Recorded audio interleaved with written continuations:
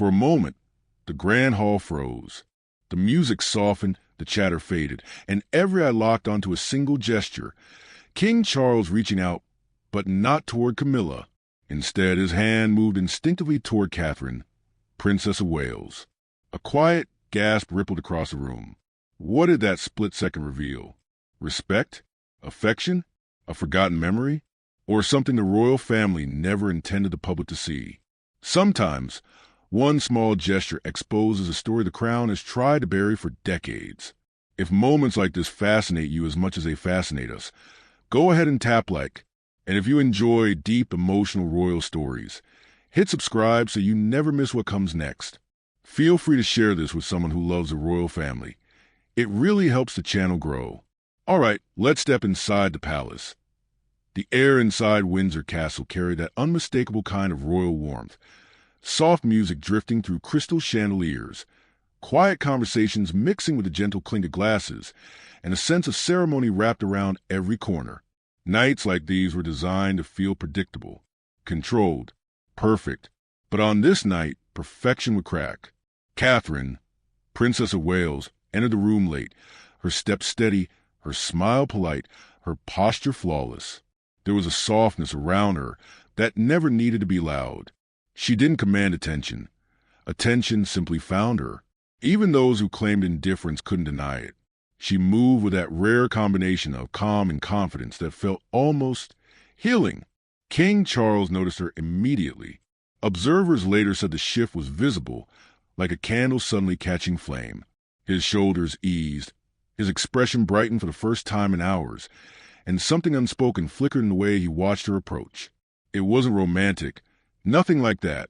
It was something older, something rooted in history, memory, and maybe even regret. Camilla stood beside him, speaking to an ambassador. She didn't notice Charles's attention drifting at first, but others did. A royal guard near the entrance glanced across the hall and subtly braced himself.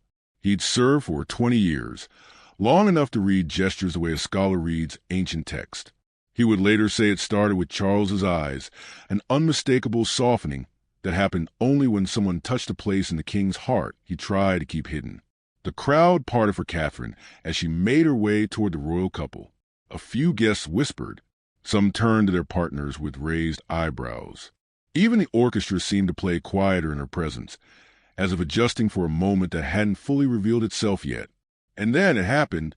Charles extended his hand, not toward Camilla, not toward a guest, not even toward a formal greeting. He reached for Catherine. It was instinctive, effortless, and shockingly gentle, as if pulled from a deeper place inside him. Something older than duty, older than protocol, maybe older than the crown itself. His hand hovered toward her for a split second too long, just long enough for every person nearby to notice. Catherine didn't flinch. Instead, she gave him a soft, reassuring smile, the kind that didn't belong to a royal title but to a human moment. She placed her hand in his with the warmth of someone offering comfort rather than accepting attention. A simple exchange, a tiny gesture, but the room froze. Guests stopped mid-sentence. A lord lowered his glass before it touched his lips. Two ladies paused near the staircase, exchanging quick glances. Even the royal guards, a group famously trained to ignore emotion, shifted almost imperceptibly. What was happening? Why did a harmless gesture carry the weight of secret? Camilla finally noticed. Her expression tightened. Not dramatic, not angry, but sharp enough for insiders to catch. It was the kind of look that said, "Not here, not now." But why would Charles reach for Catherine like that? Those closest to the monarchy knew the answer. Catherine reminded Charles of a time when the royal family still carried sincerity, before scandals, before compromises, before the painful fracture that followed Princess Diana's life and legacy. Catherine's grace echoed Diana's gentleness, not in imitation, but in spirit. It wasn't something you could rehearse or craft. It simply lived in her, and Charles felt it. In that brief moment, he wasn't the king. He wasn't the product of obligation and decades of public scrutiny. He was simply a man reaching for someone who made the room feel steady again. A silence settled around them, not heavy but reverent.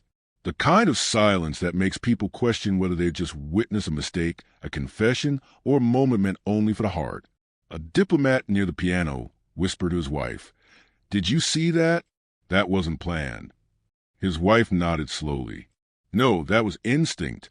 One of the royal guards, standing stiff, chin up, eyes forward, felt his chest tighten.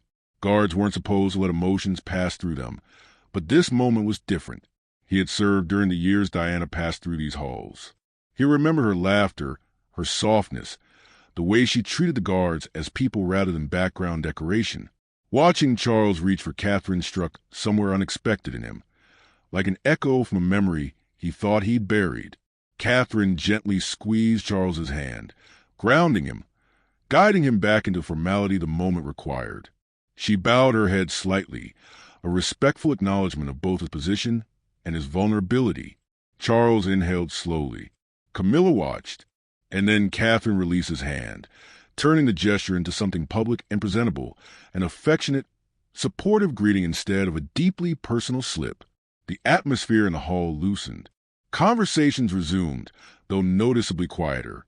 People exchanged glances as if collectively deciding not to mention what they'd just witnessed, yet knowing they would all think about it later. Catherine began speaking to a small group of guests. She was her usual composed self, offering genuine smiles and warm words. She didn't let the moment linger on her face. She didn't let it become a spectacle. If anything, she protected it, shielding Charles from the whispers before they had the chance to grow teeth. Charles, on the other hand, struggled to recover as quickly. His composure wavered. His eyes drifted toward Catherine more than once, as if replaying the gesture and realizing its implications. Camilla stood still, a fixed smile on her face, her jaw subtly locked. She didn't say a word, but everyone near her felt the tension radiating from her posture, the kind that wasn't meant for public consumption. By now, the guards along the walls had tightened their stances. They understood the unspoken rule. When emotion leaks into a royal event, they must become the barrier, physically and symbolically. Protect the moment, protect the family, protect the crown. But guards talk, not publicly, never publicly, but in the guard room, in the quiet corners of the palace where uniforms hang and secrets breathe, that's where truth spreads. And later that night, they would whisper about what they saw. Some said it was grief resurfacing. Others said it was instinct born from decades of loss. One young guard even said he felt as if Charles had reached for the memory of Diana herself, reflected in Catherine's eyes. Whatever the explanation, one fact stood untouched. The king reached for Catherine, not Camilla, and the room felt the truth of it. A truth that couldn't be hidden behind titles, protocols, or speeches. A truth that hinted at an untold story. One that began long before this night, and one that was far from over. And for the first time in years, Windsor Castle felt alive with questions. Long before the world saw Catherine as a future queen, the people inside the palace already understood something about her. She possessed a kind of power that didn't need to be announced. It wasn't loud, political, or strategic. It was quieter than all of that. But strangely, it carried farther. Behind the thick stone walls of Windsor and Kensington, where whispers travel faster than official memos, Catherine's name was spoken with particular tone. Half respect, half relief.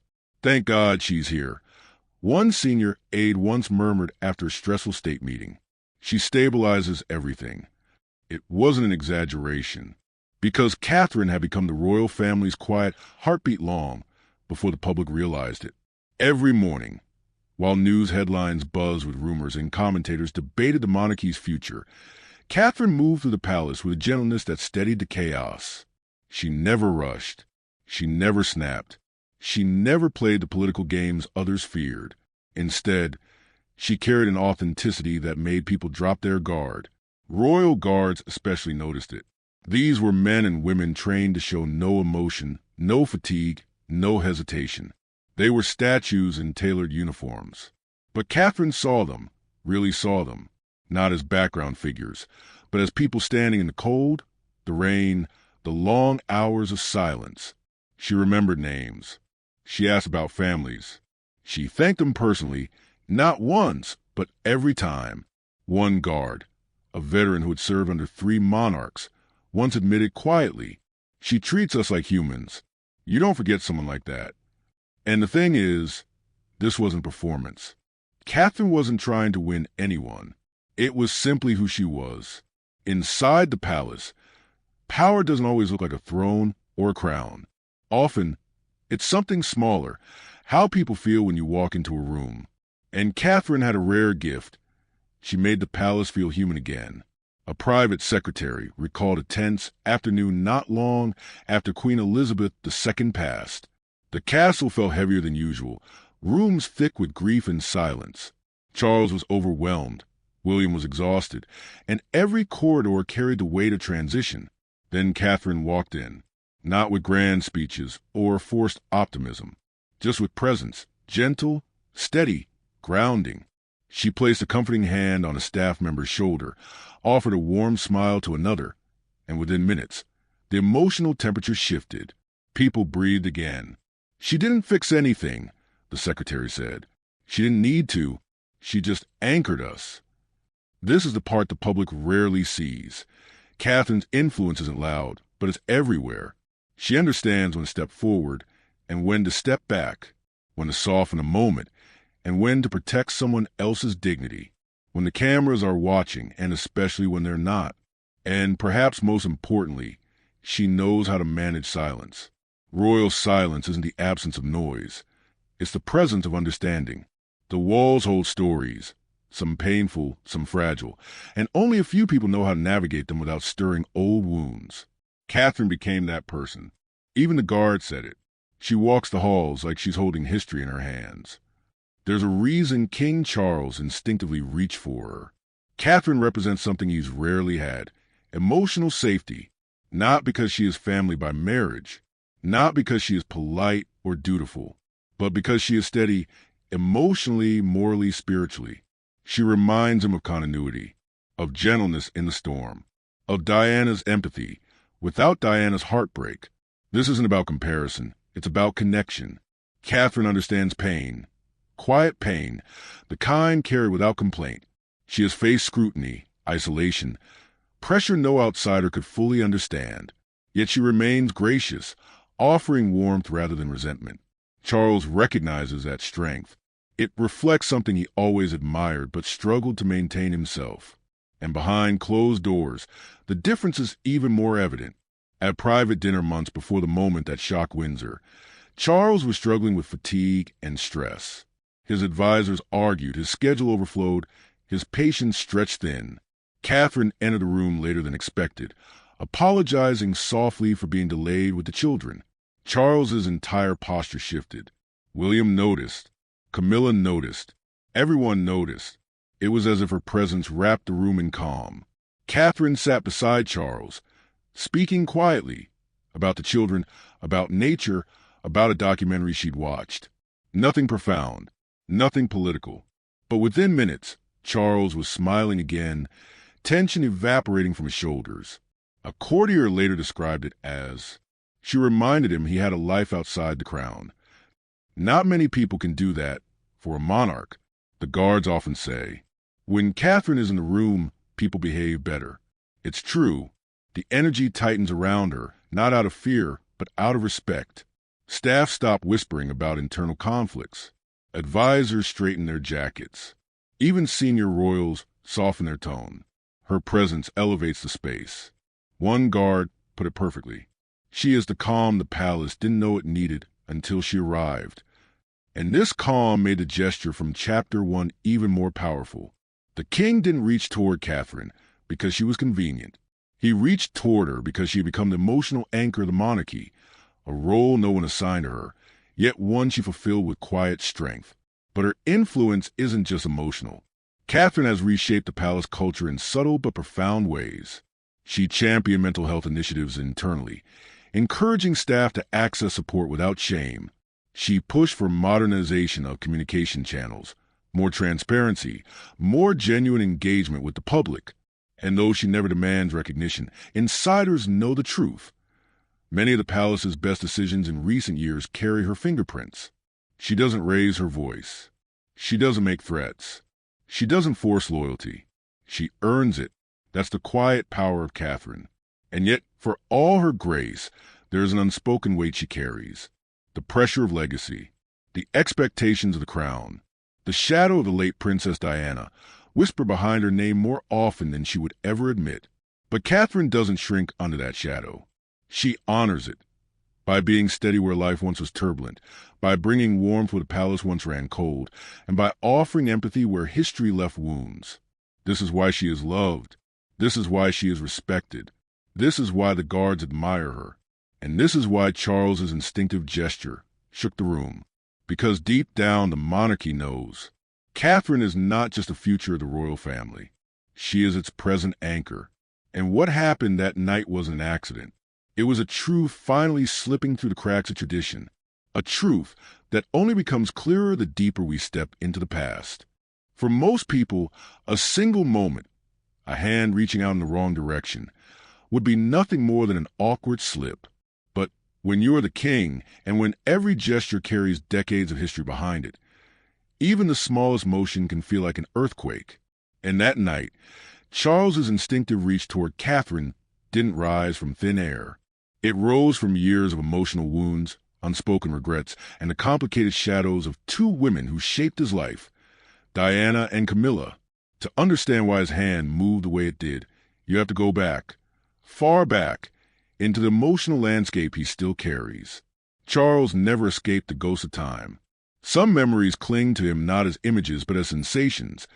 The warmth of Diana's laugh echoing through Kensington's corridors, the way she spoke to the public with disarming sincerity, the way she held her sons with a tenderness that softened even the harshest press headlines.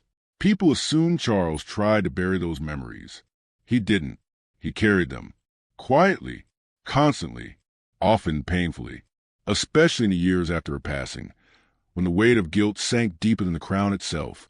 Not because he stopped loving Camilla, but because life had unfolded with a kind of cruel, irreversible timing. People forget that monarchy is not freedom.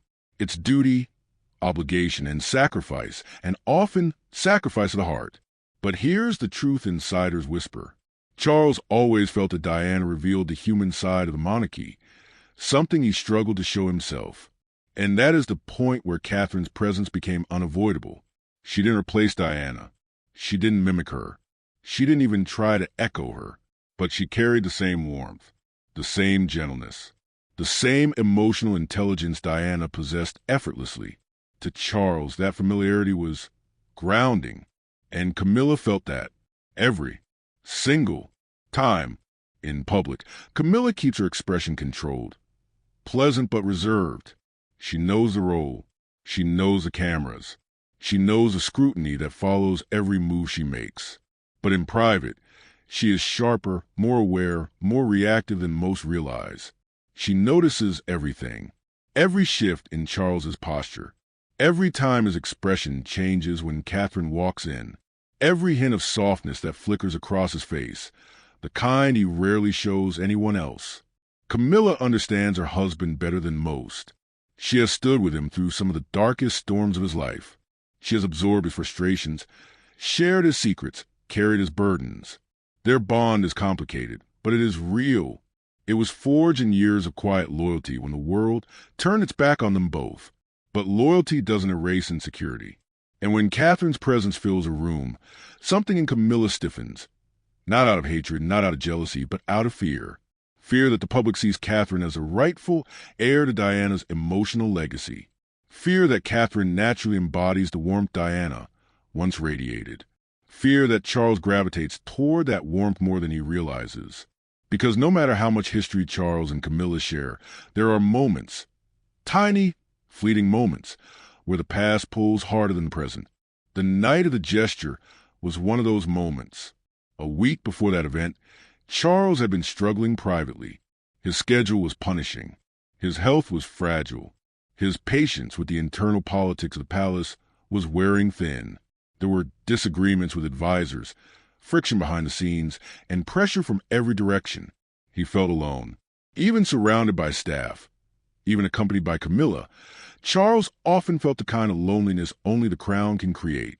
During one of those tense days, Catherine had quietly stepped into a briefing, offering a reassuring presence without intruding. She listened calmly, diffused tension by addressing concerns others ignored, and even managed to make Charles laugh, a sound rare in stressful weeks. Later that night, Charles spoke softly to an aide. "She reminds me the world is not all weight." That sentence never reached the public, but insiders remembered it, especially when the news of that infamous gesture spread to the palace walls. So when Charles reached for Catherine instead of Camilla, it wasn't affection or favoritism. It was instinct, a moment of emotional gravity. His subconscious reached for comfort, for stability, for that gentle anchor he felt around her, something he had only experienced in fragments through Diana. Meanwhile, Camilla didn't see instinct.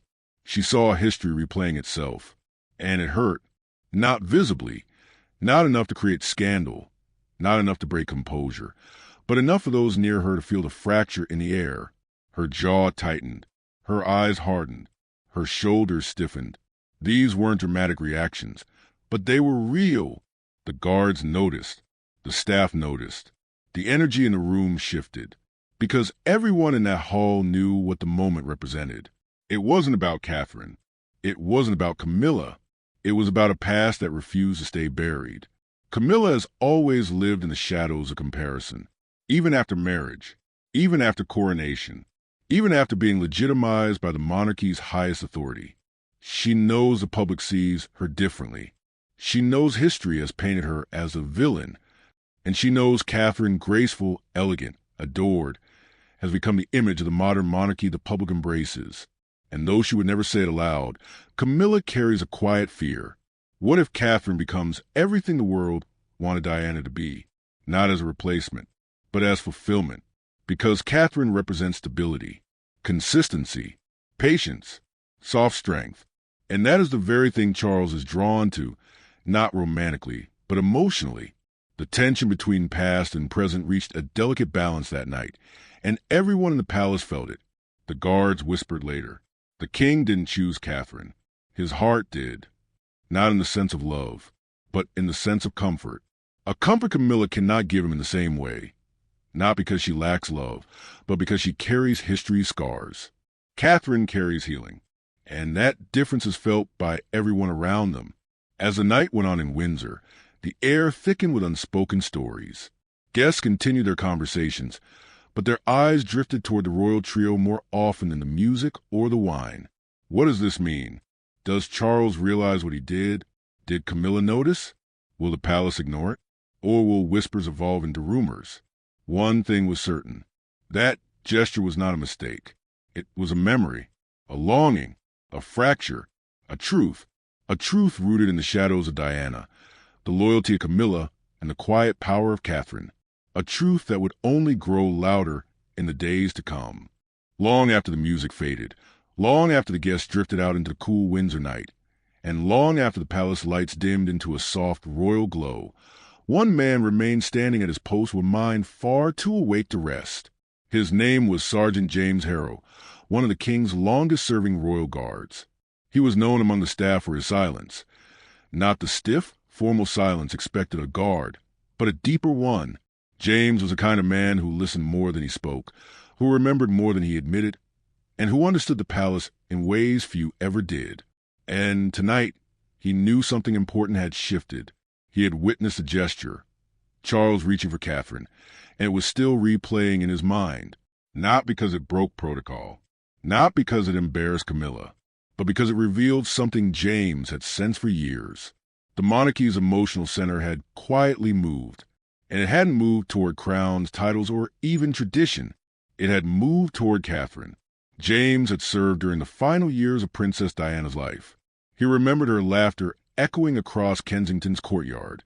He remembered the way she greeted guards as if they were equals, looking directly into their eyes, thanking them, teasing them about the cold weather, worrying when one of them looked pale.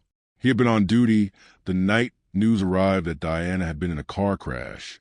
He remembered the palace falling into a tension, so sharp it felt like glass.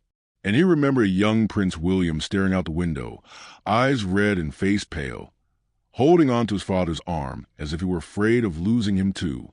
James had watched Charles break that night, not publicly, not theatrically, but privately, shoulders shaking, breathing uneven, a grief no king, no husband, no father should ever have to swallow in silence. This was the Charles James remembered, not the king in robes, not the figure who waved the crowds, but the man who carried invisible wounds. So when Catherine entered the royal family years later, James recognized a shift almost instantly. She wasn't Diana. She never tried to be, but she carried that same human warmth, the kind that softened people, the kind that made Charles breathe easier. James saw it in subtle ways, like the time she paused to ask him how old his daughter was, and remembered the answer months later, or the afternoon she arrived early for an event and handed him a cup of hot tea, simply because she noticed his hands were shaking from the cold, or the morning she gently adjusted Prince Louis's coat in front of the guards, laughing quietly as the young boy wriggled away, filling the courtyard with the kind of joy the palace desperately needed. These were things the public never saw, but James did, and they mattered. On the night of the gesture, James had been positioned near one of the pillars, his posture still, but his senses sharp. He saw Charles reaching out. He saw Catherine accept his hand with quiet grace. He saw the room freeze, and he saw Camilla's reaction, small, restrained, but unmistakably wounded. Most people would interpret the moment as favoritism. Others would call it emotional slip. Some would even gossip about tension behind the scenes. But James knew better. Charles wasn't reaching for Catherine. He was reaching for calm, for memory, for the feeling of being human in a world that demanded perfection. Catherine happened to be the person who triggered that instinct, and that scared Camilla. Not because she feared losing Charles's love, but because she feared losing the emotional narrative of the monarchy, a narrative she had spent years rebuilding. After the hall cleared, Catherine was the last to leave. James watched her pause at the entrance, her expression soft but thoughtful. She looked back toward the room, not in anxiety, not in confusion, but in quiet awareness. She knew what had happened, and she knew everyone else knew too. Her eyes met James's for the briefest moment. Her gaze didn't hold fear or guilt. Instead, it carried something he didn't expect. Responsibility. Not the kind handed down by the crown, the kind carried by the heart. James bowed his head. Catherine offered him a gentle smile, warm, steady, human, and then she disappeared into the corridor. Moments later, Charles and Camilla exited together. The tension between them was almost invisible, the kind only those closest to them could detect. Camilla kept her chin up, her posture regal. Charles walked stiffly, his face tired, his thoughts clearly elsewhere. As they passed, Charles glanced toward the pillar, where James stood. Their eyes didn't meet, but James recognized the look.